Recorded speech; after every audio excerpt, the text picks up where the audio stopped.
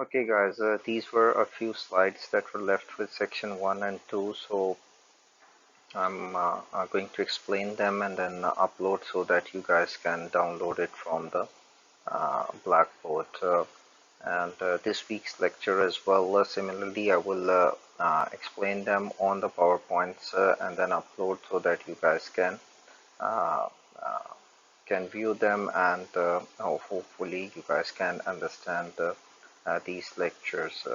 Plus, as I sent the schedule on the WhatsApp, so from next week we will be having the live sessions on the Blackboard Collaborate application, and their recording will also be there on the Blackboard so that you guys can download and listen to them later on.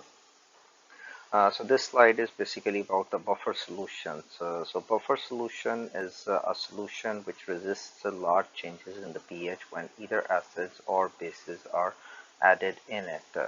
So any solution basically that will not let its pH change when acids or bases are added, because that is what usually happens whenever we add acid or a base to a solution. Its pH will change, and if it's a strong acid or base, its pH will change drastically.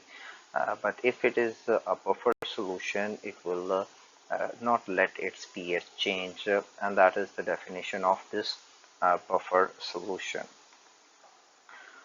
So this one is important regarding the exam, the definition at the top basically.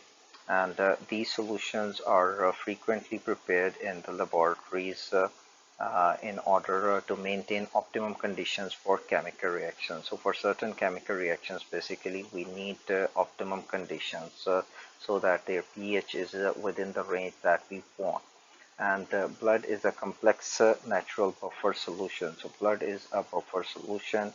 pH of blood is approximately 7.4, and the buffers that are mainly present in the blood are carbonic acid and the bicarbonate ion. So these two compounds basically keep the pH of the blood static and as close to 7.4 as possible, and that is really important because even slight fluctuations in the pH of the blood can cause a lot of problems in the body. These buffer solutions are usually of two types. They consist of a weak acid and its salt, or a weak base and its salt. And the salt will be the conjugate pair basically. And these buffers basically act to establish an equilibrium between these two, the conjugate acid-base pair. And an example is for the acetic acid and its conjugate base, which will be the acetate ion. So the reaction is given when acetic acid is put in water. So this is the weak acid, and the acetate ion which is formed is the conjugate base. So this acid and its conjugate base will act as a buffer solution, and they will establish an equilibrium in the solution. Now here is a graph showing the function of the buffer solutions basically. So as we just discussed, buffer is a combination of substances that prevent or resist a drastic change in the pH. And the example can be a weak acid and its conjugate base. So the red line in the graph is basically for the buffer solution, and it is the acetic acid that we saw in the previous slide, whereas the blue line is for the pure water. Now you can see this point, which is our starting point here in the middle, and this one is for water. Now if we have water and we put in any acid in it, we can see that its pH will drastically go down, as we can see the pH on the y-axis. So it is going to go down very quickly as we add any acid in it, which is represented by the hydronium ion, sorry. Whereas when we put in any base in it, its pH will increase and can hit this 12-13 mark very easily whenever we will add a base to it. On the other hand, the buffer solution, as we can see, its pH is almost remaining the same whether we add a acid to it or whether we add a base to it. It only changes slightly. So the same graph is represented here. Basically, if hydroxide ion or any base is added to the buffer, the pH increases only slightly, means within the fractions of a number. Whereas when we add a proton ion to the buffer solution, in other words, we add an acid to the buffer, the pH will decrease only slightly, and the base component of the buffer will neutralize the proton that was there in the acid. Basically, it will pick up the proton and don't let it mix with the solution, so the pH almost remains the same.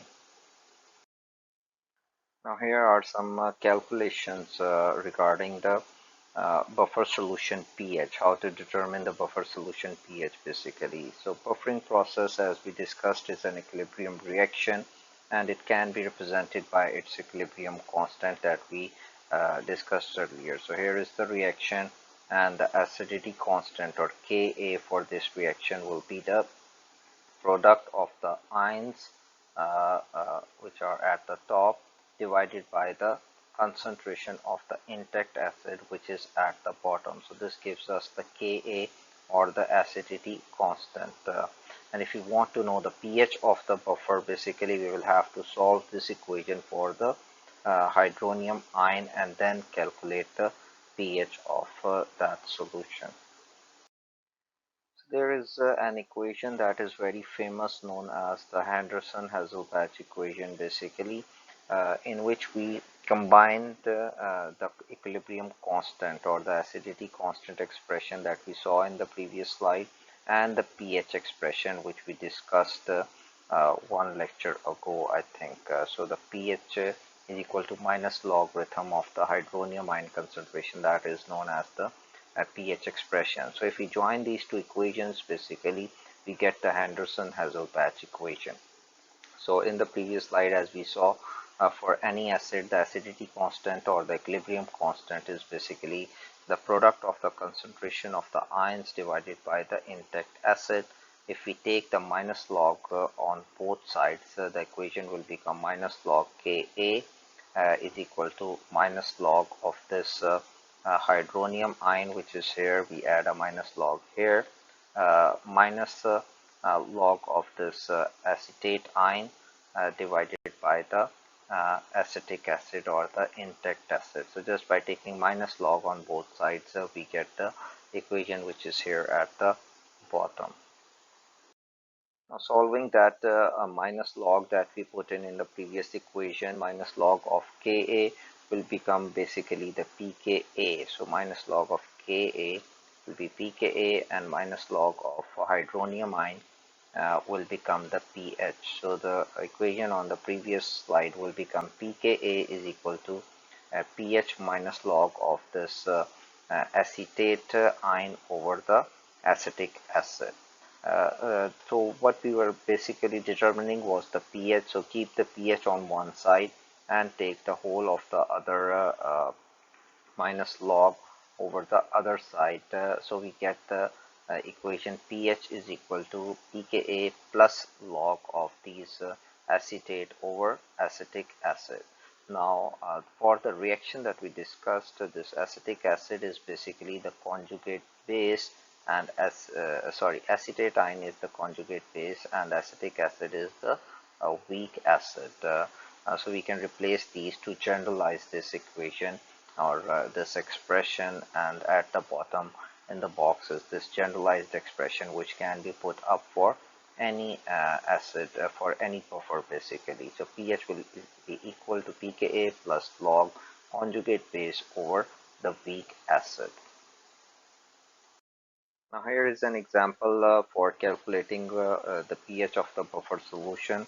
So the question is, calculate the pH of the buffer solution in which acetic acid, which is the acid of course, and the sodium acetate, which is the salt or the conjugate base, both the concentrations are 2 into 10 raised to power minus 2 molar. So the base and the acid solutions are basically equal, and they are both 2 into 10 raised to the power minus 2 m. Whereas the acidity constant Ka for acetic acid is given, which is 1.5 into 10 raised to the power minus 5, and the previous the equation on the previous slide, we simply put in pH is equal to pKa plus log of base over acid. Base and acid are the same, 2 into 10 raised to the power minus 2 divided by 2 into 10 raised to the power minus 2, so this will simply cut out and become 1, whereas the pKa we have to put in the number which is right here, 1.75 into 10 raised to the power minus 5, and we solve it out simple maths using the calculator, and we find out the pH, which is in this case equal to 4.76. Another example almost similar to the previous one, buffered solution has got 2.5 m ammonia and 0.4 m NH4Cl. So base and its conjugate acid is basically given this time, but instead of the acidity constant, the basicity constant is given, which is represented by Kb. Therefore, first up in this question, we will have to solve out or find out the acidity constant. Now, for acidity constant, there was an equation a few slides before. This Ka plus Kb, multiplied with Kb is equal to Kw, and Kw is always 10 raised to power minus 14. That equation is there if you roll back a few slides in the same lecture. So Kw is equal to Ka multiplied with Kb, and Kw value is 10 raised to power minus 14. Kb value is given 1.8 into 10 raised to power minus 5 in the question. So we put in these two values, and we can find out that Ka is 5.6 into 10 raised to power minus 10. Now this question is exactly like the previous one. Put in the Anderson-Hasselbalch equation, and we can find out the pH, which in this case turns out to be 9.05. Next up is something that we call buffer capacity. So the buffer capacity is a measure of the ability of a solution to resist the change in pH. Basically, it's the measure of the ability of buffering, in other words, because buffering is the resisting the change in the pH. So how much basically a buffer solution can resist, or how much is its ability, that is what we call the buffer capacity. Because buffering is not going to keep on going unlimited, of course. If we keep on adding any acid or a base in any buffer solution, a time will reach when it will break basically, and after that it will not be able to tolerate any more acid or base in it, and its pH will eventually change. So that is what basically we call the buffering capacity, how much it is capable of adding any acid or base in it and without changing the pH. So in other words, basically the buffering capacity is the amount of strong acid or base that we can add in any buffer solution without significantly changing the pH, and after this point basically the pH will eventually change. And the capacity of the buffer solution is determined mainly by the concentration of the acid and its conjugate base. So the concentrations are basically going to determine what is the buffering capacity of that buffer.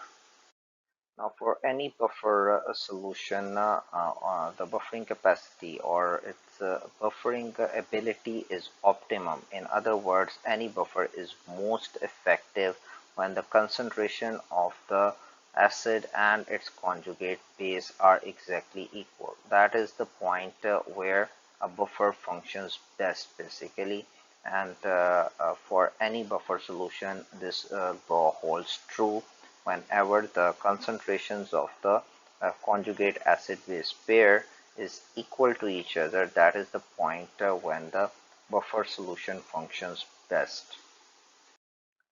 Now here is an example, again a question: which of the organic acid in the following table would be the most appropriate for preparing a pH of 4.15 buffer solution? So pH of the buffer solution is given 4.15, and we have to tell that which one of the following is going to be the best buffer for this pH. And the data that we have been given the Ka values and the pKa values. So for such a question, you basically need to know simple rule that the pH of any buffer solution will be must be pretty much equal to the pK value or the closest to it. If they are very close or they are exactly equal, the buffer solution will be functioning very good basically. So just check the pH pKa values. For formic acid it's about 3.74, for ascorbic acid or vitamin C it's about 4.10, and this 4.10 is closest to the pH given in the question. So because these are the closest, that is why this ascorbic acid will give us the best buffer solution. Basically it will produce a buffer solution closest to the desired pH, which is 4.14. Therefore this will be the best buffer for this pH. And last, there is another example in which two solutions have been given, and you have to tell which one has the higher buffer capacity. So for this one, again, there is a general rule which is present in the solution, that any solution which has got large quantities of the buffering compound will always have a higher buffering capacity. So in the question there are two solutions. We don't really have any idea about them, but the concentrations have been given. For solution A, the concentration of the base and acid are 5m, or the molarity is 5m, whereas for solution B, both conjugate acid and base have got 0.05m. So they are the same buffer solutions basically, only the concentrations are different. And for such a question, higher the concentrations or larger the quantities of the buffering components, they will have a higher buffering capacity. So solution A will have a higher buffering capacity than the solution B.